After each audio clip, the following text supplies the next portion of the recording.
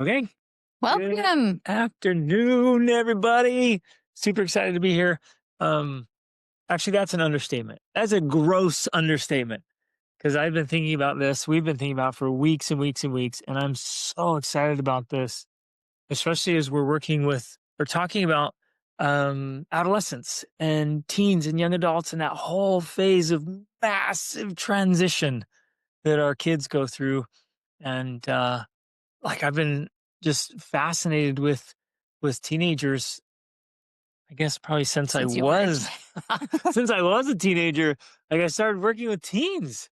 And I see it sounds crazy, but even in my early 20s, I was spending so much time helping teens and youth and then like dedicated a portion of the rest of my life. I've been working with teenagers. So I love this. I crazy love it. And it's such an important and fun and wild and challenging stage of life. And But I so think I think one of the under shared, under realized realities about raising teens is that it can be so much fun. And I think it could be so much more fun than a lot of people talk about. And that's one of the things I love to share because we have now, like, we've had 5 teenagers so far. Our youngest teen is currently 15, and now we have 2 more girls that are almost 12 and 9, so we'll have 2 more teenagers to go, and I honestly love it. Like, our teens are literally some of our best friends.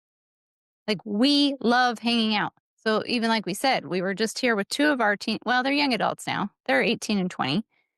And we're just talking, chatting, just hanging out. I mean, we literally just love to hang out together. And so they steal our chocolate, still a child, swipe our food. but are also super helpful and go shopping for us and do all these things. And so we have a great relationship with them. And I think ultimately for me, that's what we're gonna be talking about today. Like, how do we create those types of relationships with our children, teens who become young adults, who become our friends? How do we do that? And one of the key ways to do that is by helping them and ourselves to develop the habits of a successful life. And so that's what we're going to be going through. Today, we're going to be doing a major overview of what to expect for the coming weeks. And similarly to what we previously did, there were some of you who were here for the last session when we were talking about the pyramid of peace, helping things go right instead of just fixing what's gone wrong. We're going to be following a similar pyramid format because I really like that. I really like that framework. Um, but I'm super excited about it. Like, it's going to be great. So it's good. So glad you're here. This is amazing. We are going to be focusing on tweens and teens, but I think that it's important to remember that all of the principles we're going to be discussing are, of course, applicable to all ages. And in many ways, getting that head start is fantastic Well, as or well. even older ones. So some of you have kids going up in their Yeah, 20s. This exactly. still applies, and you have little Mhm, ones. It still applies. When we understand this framework, it's true for us, and it's true for all of our kids, and it's going to be true for anybody in your life. You might mhm, be end up sharing this with your sister-in-law or your mom or mm, whoever. Like this stuff is so powerful. yeah, So before we dive into the uh, framework. the framework and the pyramid, I just wanted to share. Um, I guess three three things that I would like you to write these down. Just kind of jot them down if you're able to take notes. Because when we step back and we kind of see the big picture of it all, of what we're doing as parents and how we're trying to be just good humans, it really comes down to mindset, heart set, and skill set. And you've probably heard that before, and you've probably thought it before, but it's worth jotting down again. Mindset, heart set, and skill set.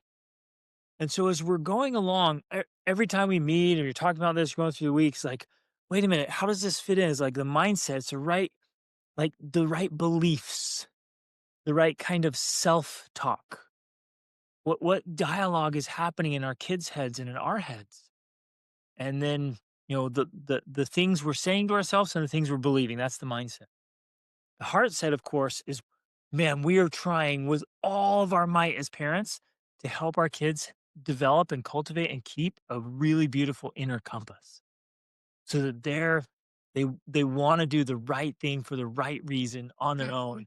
And they have this compass that's guiding them, which is absolutely critical through the teen years because as you guys have experienced, sometimes the teenage brain, it's like somebody this brain specialist for teens.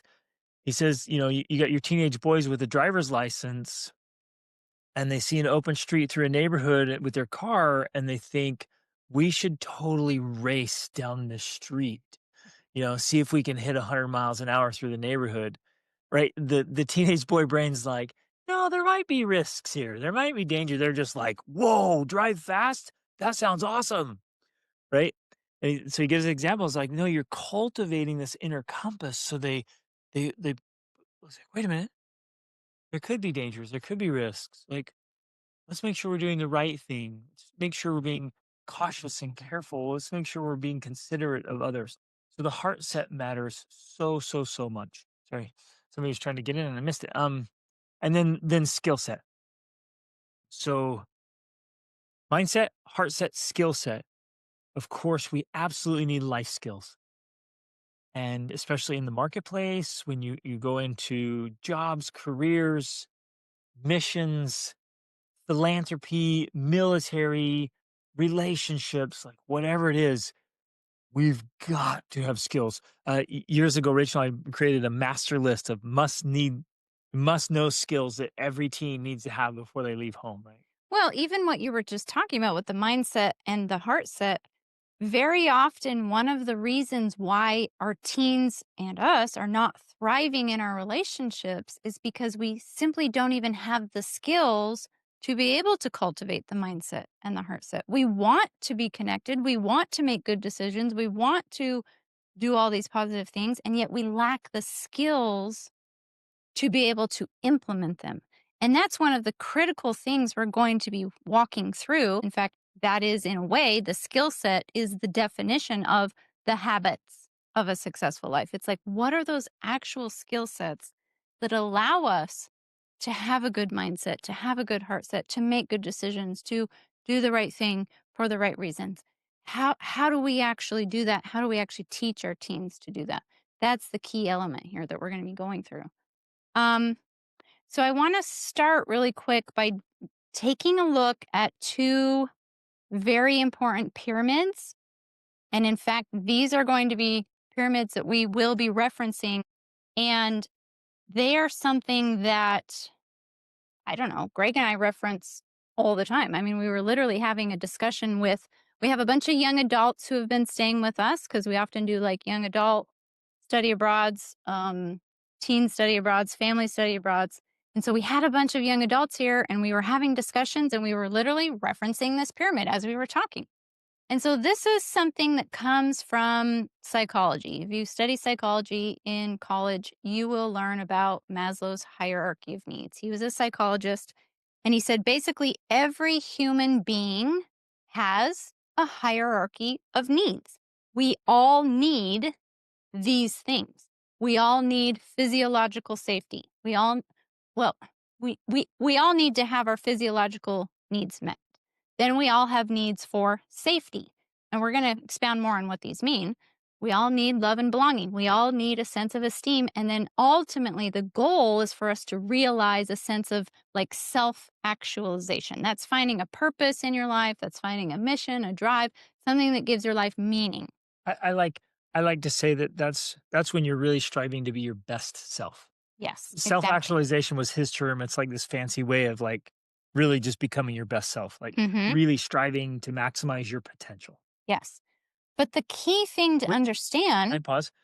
I think if there was a common message I've gotten over the last 25 years of working with youth, the thing parents say most often is, "Help me help my child reach their potential." hmm, Like, I see so much potential in them, but they're wasting it. Help. yes. Right? That's what I hear so often. And that's why this pyramid is so important because we're going to be learning that until we meet these needs, we cannot, and in fact, our teens cannot reach their potential. They can't find their purpose. They can't make good decisions. They can't do these other things if these needs are not met.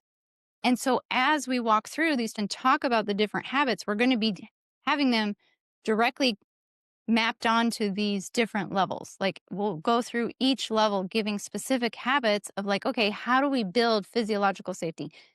And how do we build love and belonging and esteem? All of these things. We're going to go through them.